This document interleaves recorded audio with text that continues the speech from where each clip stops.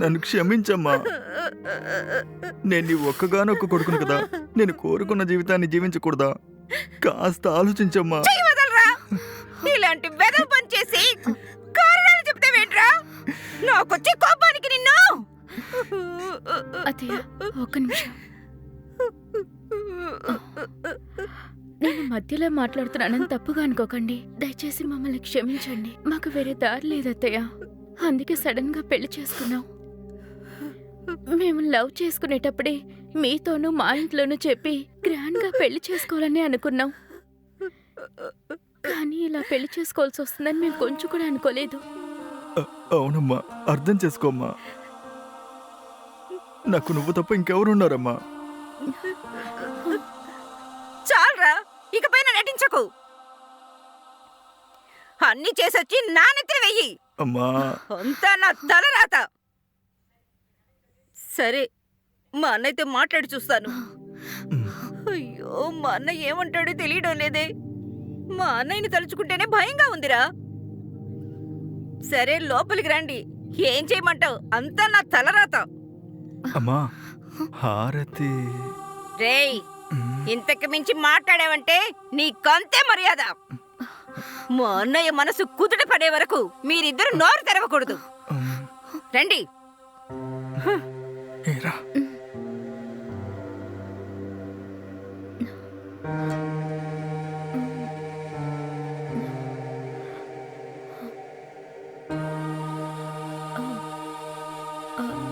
అత్తయ్య ఏంటి?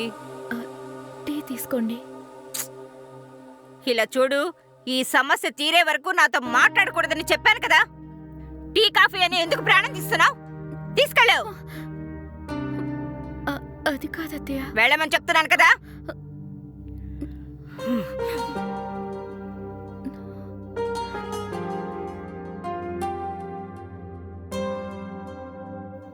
ఏమైంది? రే, పిచ్చారా నీకు? ఇంత పెద్ద ప్రాబ్లం జరిగాక ఇంతలోనే టీ కాఫీ అని ఐడియా ఇస్తున్నావు. ఎలా రా సర్ది చెప్పేది? నాకేం తెలుసే, నేనొకటి అనుకుంటే ఇంకోటి జరుగుతుంది. అయ్యో, మా మామయ్య వస్తే ఇంకేం జరుగుతుందో తెలియట్లేదే.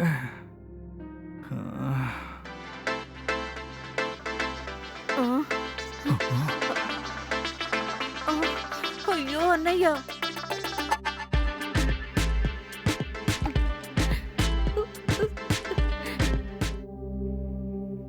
హలో హలో అన్నయ్య. ఈశ్వరి, నేను ఎందుకు ఫోన్ చేశానో తెలుసా? పెళ్లికి సంబంధించిన అన్ని పనులు మొదలు పెట్టాను. అలాగే ముహూర్తం కూడా పెట్టాను. ఇంట్లో మీ వదిన కూడా అన్ని పనులు మొదలు పెట్టింది. అది కొనాలి ఇది కొనాలని ఒక పెద్ద లిస్టు తయారు చేసి పెట్టింది. హలో ఈశ్వరి, నేను మాట్లాడేది వినపడుతుందా? ఈశ్వరి, నిన్నే. వినపడుతుంది అన్నయ్య. సరేమ్మా, నిశ్చితార్థానికి కావాల్సిన వస్తువులు నేను కొనాలి. నేను తర్వాత నీకు ఫోన్ చేస్తాను. అన్నయ్య ఒక్క నిమిషం. చెప్పమ్మా. అది ఎలా చెప్పాలో తెలియడం లేదన్నయ్య. ఏంటి ఈశ్వరి, ఏమైంది? అదేంటంటే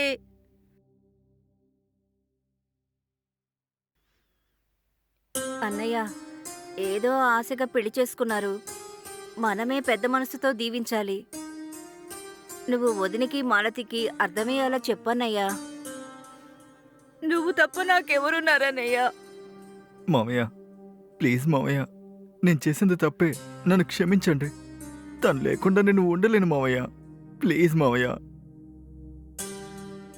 మామయ్య, ఈ విషయాన్ని మీకు చెప్దాం అనుకున్నాను, కానీ నాకంత ధైర్యం లేదు. దీన్ని దాయడం తప్పే, నన్ను క్షమించండి. అరే, నువ్వు ఒకడివిరా రాజా. నాకు ఒక అమ్మాయి నచ్చింది, నేను తన్నే పెళ్లి చేసుకోబోతున్నా. నేను ఒక మాట చెప్పుంటే చాలు కదా. నేనే ముందుండి పెళ్లి చేసేవాడిని కదా. మాలతికి నీకు పెళ్ళైన విషయం మెత్తతో చెప్పగానే తను సంతోషించి ఊర్లో అందరికీ చెప్పి పనులన్నీ మొదలుపెట్టింది. మీ అత్త విషయం వదిలేసాయి. మాలతి గురించి నువ్వు కొద్దిగానే ఆలోచించుండాల్సింది. తను ఎంత ఆశతో ఉందో తెలుసా? నా బావ కుటుంబం ఎంత సంతోషంగా ఉందో తెలుసా? ఇప్పుడు తనకు నేనేం చెప్పమంటావు చెప్పు? ఒక తండ్రిగా నాకెంత బాధ ఉంటుంది. నువ్వే చెప్పు రాజా, ఇలా చేసావేంటి? అన్నయ్య, నాకు అర్థమవుతుంది. నాకొచ్చే కోపానికి చంపేయాలనిపిస్తుంది. అన్నయ్య, వీడిని నమ్మి ఒక అమ్మాయి ఉంది. అందుకే నెమ్మదిగా ఉన్నాను.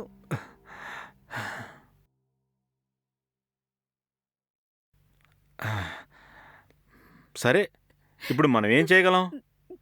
నేను ఇంట్లో నచ్చ చెప్తాలే.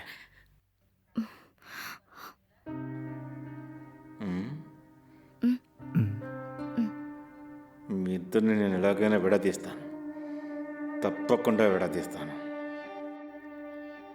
అన్నయ్య ఏం ఆ? ఆలోచిస్తున్నావు అన్నయ్య? ఆ, ఏం లేదు, ఇంటికెళ్ళి మీ వదినికి ఎలా చెప్పాలని ఆలోచిస్తున్నాను ఈశ్వరి. నువ్వేం దిగులు పడకు. మీ వదినికి మాలతికి నేను నచ్చ చెప్తాలే. సరే అన్నయ్య. అలాగే వీళ్ళకి మంచి రోజు చూసి శాంతి ముహూర్తం ఎప్పుడు పెట్టాలో జాతకం చూసి చెప్పన్నయ్య. ఉమ్. సరే చెప్తాలే.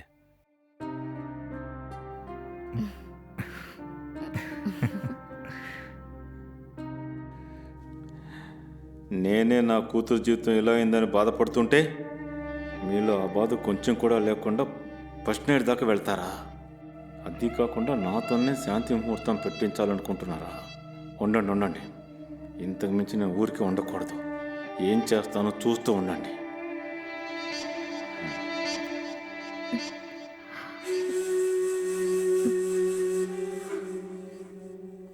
ఏ రాణి, మీ ఇంటికి ఫోన్ చేసి విషయం చెప్పు. నువ్వు మాట్లాడి తర్వాత నాకివ్వు. సరే అత్తయ్య.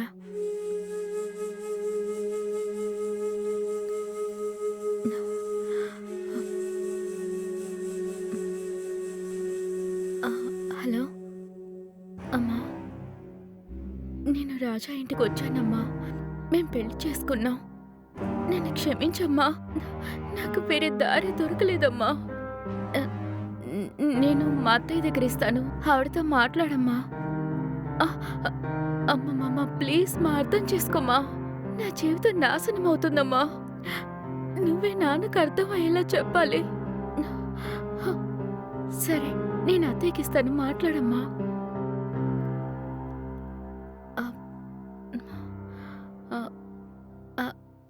అత్తయ్య, నేను అమ్మతో మాట్లాడాను. మీరే ఒకసారి మాట్లాడండి. హలో, కాస్త ప్రశాంతంగా ఉండండి.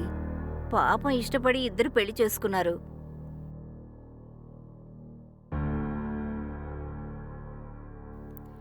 ఎలాగైనా పెద్ద మనసు చేసుకోండి. పాపం అండి, మన పిల్లలు తెలియకుండా తప్పు చేశారు. నాన్న లేని లోటు తెలియకుండా పెంచాను. ప్లీజ్ అండి.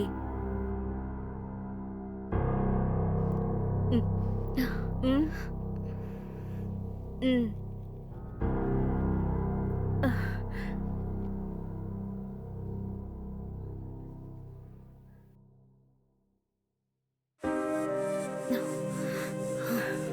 నేను మాట్లాడి చూశాను. ఇంతకు మించి ఏం చేయగలను? సరే, ఏం జరుగుతుందో చూద్దాం.